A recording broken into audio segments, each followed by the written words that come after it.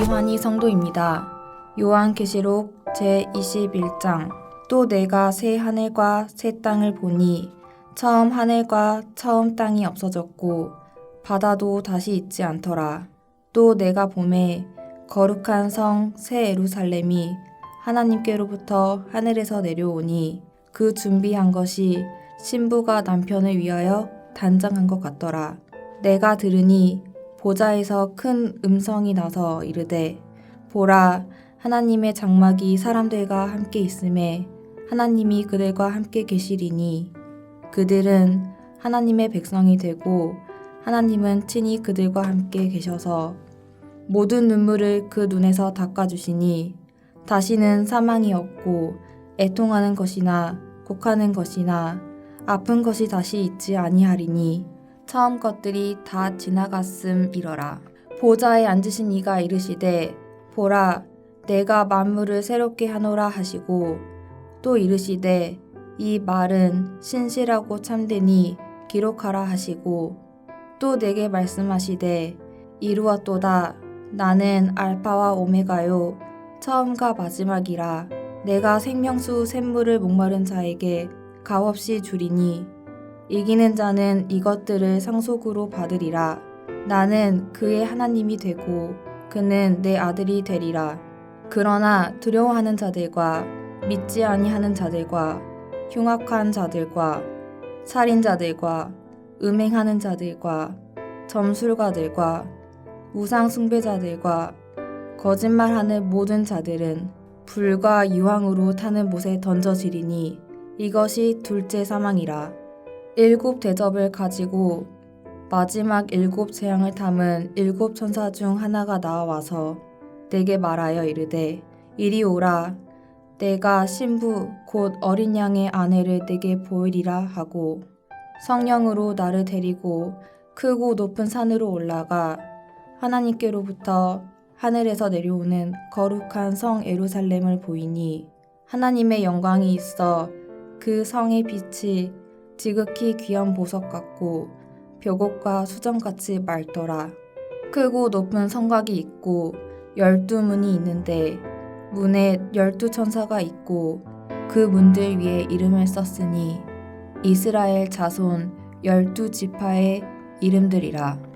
동쪽의 세 문, 북쪽의 세 문, 남쪽의 세 문, 서쪽의 세 문이니 그 성의 성곽에는 12 기초석이 있고 그 위에는 어린 양의 12 사도의 12 이름이 있더라. 내게 말하는 자가 그 성과 그 문들과 성곽을 측량하려고 금 갈대자를 가졌더라. 그 성은 네모가 반듯하여 길이와 너비가 같은지라 그 갈대자로 그 성을 측량하니 12,000 스다디온이요 길이와 너비와 높이가 같더라. 그 성곽을 측량하매 144 규빗이니 사람의 측량 곧 천사의 측량이라. 그 성곽은 벽옥으로 쌓였고 그 성은 정금인데 맑은 유리 같더라. 그 성의 성곽의 기초석은 각색 보석으로 꾸몄는데 첫째 기초석은 벽옥이요 둘째는 남보석이요 셋째는 옥수요 넷째는 녹보석이요 다섯째는 홍만호요 여섯째는 홍보석이요 일곱째는 황옥이요 여덟째는 노곡이요 아홉째는 다망옥이요 열째는 비치옥이요 11째는 청옥이요 12째는 자수정이라. 그 12문은 12 진주니 각 문마다 한 개의 진주로 되어 있고 성의 길은 맑은 유리 같은 정금이더라. 성 안에서 내가 성전을 보지 못하였으니 이는 주 하나님 곧 전능하신 이와 및 어린 양이 그 성전이심이라. 그 성은 해나 달의 비침이 쓸데없으니 이는 하나님의 영광이 비치고 어린 양이 그 등불이 되심이라. 만국이 그 빛 가운데로 다니고 땅의 왕들이 자기 영광을 가지고 그리로 들어가리라. 낮에 성문들을 도무지 닫지 아니하리니 거기에는 밤이 없음이라. 사람들이 만국의 영광과 존귀를 가지고 그리로 들어가겠고 무엇이든지 속된 것이나 가증한 일 또는 거짓말하는 자는 결코 그리로 들어가지 못하되 오직 어린 양의 생명책에 기록된 자들만 들어가리라. 하늘에 계신 우리 아버지여, 이름이 거룩히 여김을 받으시오며 나라가 임하옵시며 뜻이 하늘에서 이룬 것 같이 땅에서도 이루어지이다. 오늘날 우리에게 일용할 양식을 주옵시고 우리가 우리에게 죄 지은 자를 사하여 준 것 같이 우리 죄를 사하여 주옵시고 우리를 시험에 들게 하지 마옵시고 다만 악에서 구하옵소서. 대개 나라와 권세와 영광이 아버지께 영원히 싸움나이다. 아멘.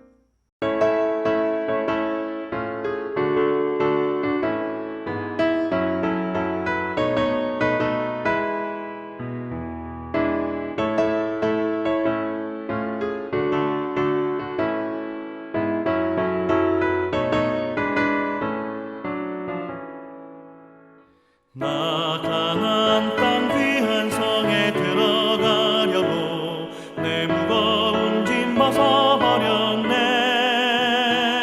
죄 중에 다시 방황할 일 전혀 없으니 저 생명 시냇가에 살겠네. 길이 살겠네. 나 길이 살겠네. 저 생명 시냇가에 살겠네.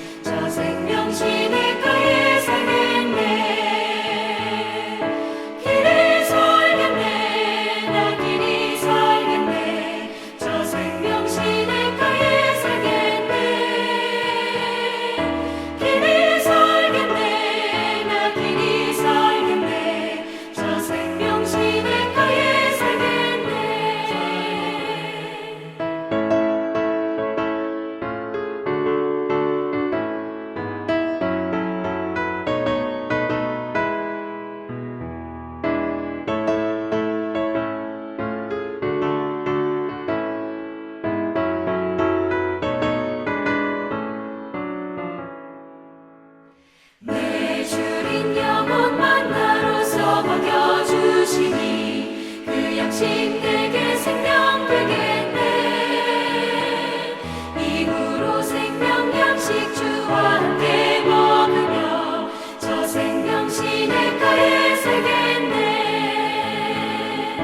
길이 살겠네. 나 길이 살겠네. 저 생명 시냇가에 살겠네.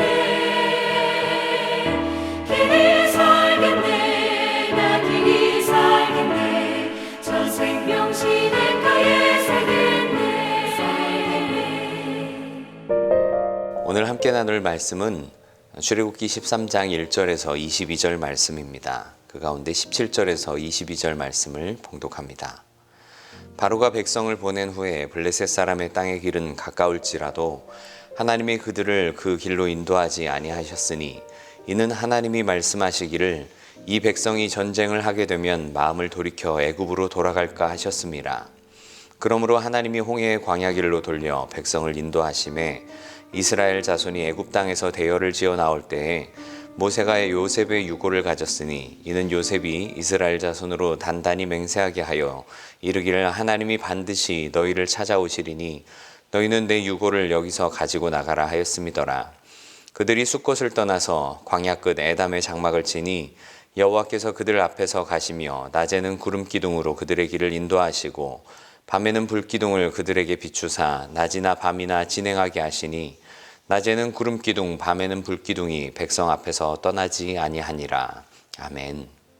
요즘은 어떤 목적지를 찾아서 갈 때 내비게이션 없이 운전하는 경우가 거의 없죠.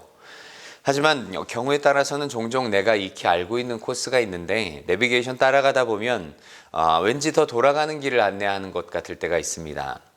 분명 최적 경로라고 안내를 해주니까 믿으면서 가기는 하는데 뭔가 의심쩍고 또 고개를 갸웃거리면서 따라가게 될 때가 있지 않습니까? 내가 아는 길로 가면 왠지 더 빨리 도착할 것 같은데 라고 중얼거리면서 말입니다. 사실 똑같은 시간이 걸리는 길을 오고 가더라도 갈 때와 올 때 느껴지는 심리적인 시간 차이가 존재합니다. 사람들은 대부분 갈 때는 왠지 더 멀게 느껴지고 또 올 때는 더 빨리 오는 것 같다고 생각합니다. 보통 사람의 뇌는 새로운 일일수록 또 긴장도가 높을수록 시간이 더디게 간다고 느끼기 때문인데요. 같은 시간에 똑같이 운전하는 내가 다른 경로로 가보지 않고서야 내비가 정말 제대로 인도했는지는 모를 일이죠. 때론 우리 인생의 경로도 그렇게 느껴질 때가 있습니다. 우리 인생은 예행 연습도 없습니다. 또 되돌아갈 수도 없습니다. 한 번뿐인 인생을 삽니다. 생각해보면 누구나 인생은 초보 운전이고 또 낯선 여정입니다. 출애굽한 이스라엘 백성들, 지금까지 경험해 보지 못한 낯선 여정이 시작되었습니다.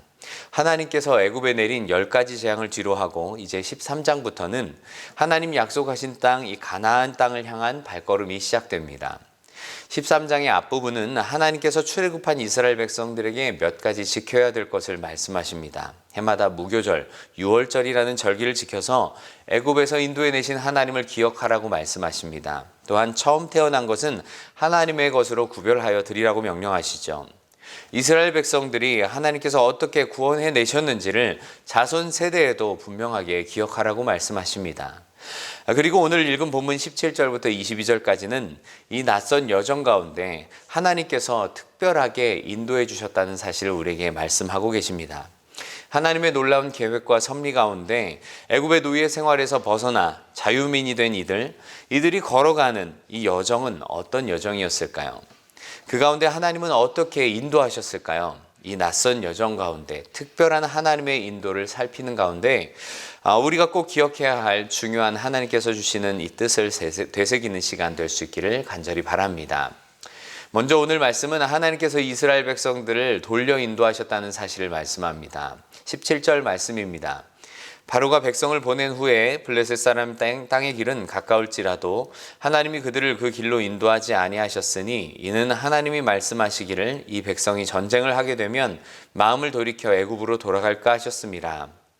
이스라엘 백성들이 살던 애굽의 고센 지역에서 가나안 땅으로 가기 위한 최단 코스는 지중해 해안을 따라가는 블레셋 사람의 땅의 길입니다. 이 길은 약 400여 킬로미터 정도 됩니다. 출애굽한 이스라엘 백성들 싸움에 나갈 만한 장정이 60만 명, 또 남녀노소 다 합치면 200여만 명 정도인데 이러한 많은 이스라엘 백성들이 간다고 가정했을 때 약 14일 정도면 충분히 갈 수 있는 거리죠. 하지만 하나님께서는 가나안 땅으로 가는 최단 경로로 이들을 인도하지 않으십니다. 오히려 돌려 인도하셨습니다. 왜 이렇게 인도하셨는지 오늘 성경은 이렇게 말씀합니다. 이 백성이 전쟁을 하게 되면 마음을 돌이켜 애굽으로 돌아갈까 하셨기 때문이다. 최단 경로인 이곳 해안 경로는 빠르고 좋은 길입니다. 하지만 가나안 군대의 국경 수비대와 마주칠 수밖에 없습니다. 가나안 사람들은 매우 호전적인 민족입니다. 반면에 노예민인 이 이스라엘 백성들은 전쟁의 전자도 모르는 백성들이죠. 하나님께서 이렇게 돌려 인도하시는 데에는 이유가 있었습니다. 이들과 전쟁이 불가피할 것이 빤하고 또 이스라엘 백성들이 이로 인해서 큰 시험에 빠질 수밖에 없기 때문이었습니다. 그래서 홍해의 광야길로 이스라엘 백성들을 돌려서 인도하셨습니다. 하지만 사실 홍해길도 만만치 않은 여정이죠. 14장에 이스라엘 백성들이 홍해와 또 애굽 군대의 위협에 놓이자 했던 말이 무엇입니까? 애굽에 매장지가 없어서 우리를 이곳 광야에서 죽게 하느냐라고 따지죠. 이렇게 하나님께서 인도하시는 우회 경로 곳곳에서 이스라엘 백성들은 불평과 불만의 목소리를 터뜨립니다. 목이 마르다고, 물이 쓰다고, 또 배가 고프다고, 길이 험하다고, 애굽에서는 안 그랬다고.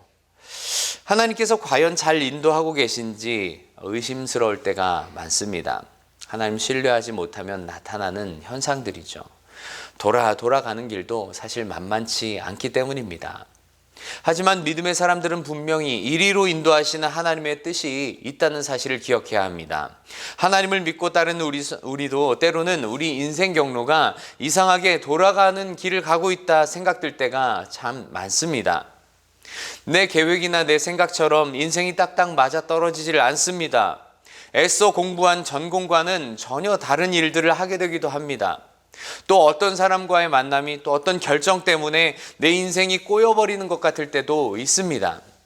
이 회사에서 또 이 지역에서 그렇게 오래 머물 거라고 생각하지 못했는데 10년, 20년 긴 시간을 머물러 버리게 되는 때도 있습니다. 예상치 못한 노후를 맞이하게 될 때도 있습니다. 똑같은 인생을 우리가 두 번 살지 않는 이상 우리가 걸어가는 그 인생 경로를 수정해서 살아볼 수는 없지 않겠습니까? 한 번 가는 인생 길인지라 그저 돌아가는 것 같지만 느껴질 뿐입니다. 하지만 하나님과 동행하고 가고 있다면 분명 그 길은 잘 가고 있는 길입니다.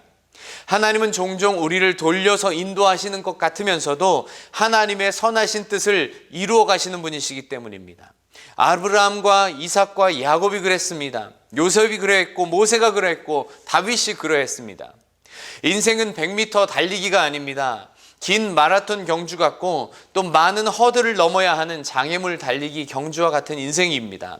하지만 우리가 험난한 길 가는 것 같을 때라도 하나님께서 돌려 인도하실 때도 있다. 지금 이 하나님께서 내 인생의 최적 경로로 인도하고 계시는 중이다. 이 사실을 믿으면서 우리 믿음의 여정을 걸어갈 수 있는 은혜가 있기를 간절히 바랍니다. 둘째로 이렇게 돌려 인도하시는 경로에 하나님은 특별한 인도하심으로 함께 하셨습니다. 21절 22절 말씀입니다. 여호와께서 그들 앞에서 가시며 낮에는 구름 기둥으로 그들의 길을 인도하시고 밤에는 불 기둥을 그들에게 비추사 낮이나 밤이나 진행하게 하시니 낮에는 구름 기둥 밤에는 불 기둥이 백성 앞에서 떠나지 아니하니라. 하나님은 이 험난한 여정 그저 이스라엘 백성들만 가라고 등 떠미시지 않았습니다. 이 우회 경로는 하나님의 특별하신 인도하심이 있었습니다. 오늘 성경 말씀을 다시 한번 보면 여호와께서 그들 앞에서 가시며 라고 말씀하십니다. 앞에서 가신다는 말씀은 이스라엘 백성들이 가는 길에 하나님께서 동행하신다는 말입니다. 그들의 가는 길을 인도해 주시고 또 지도해 주신다는 말씀입니다. 낮에는 구름 기둥으로 인도하십니다. 뜨거운 태양을 가려주십니다. 밤에는 불 기둥으로 인도하십니다. 차가운 밤 이스라엘 백성들을 따뜻하게 또 밝게 지켜주셨습니다. 이렇게 불기둥과 구름기둥으로 이스라엘 백성들을 지키시고 인도하시는 이 모습을 오늘 성경은 이렇게 말씀합니다. 낮이나 밤이나 하나님께서 백성 앞에서 떠나지 아니하시니라. 하나님은 특별한 인도하심으로 낮이나 밤이나 또 떠나지 아니하시며 이스라엘 백성들을 지켜주십니다. 성전에 올라가는 노래라는 표제가 붙은 시편 121편에는 이렇게 하나님의 도우심과 인도하심을 생각하게 합니다.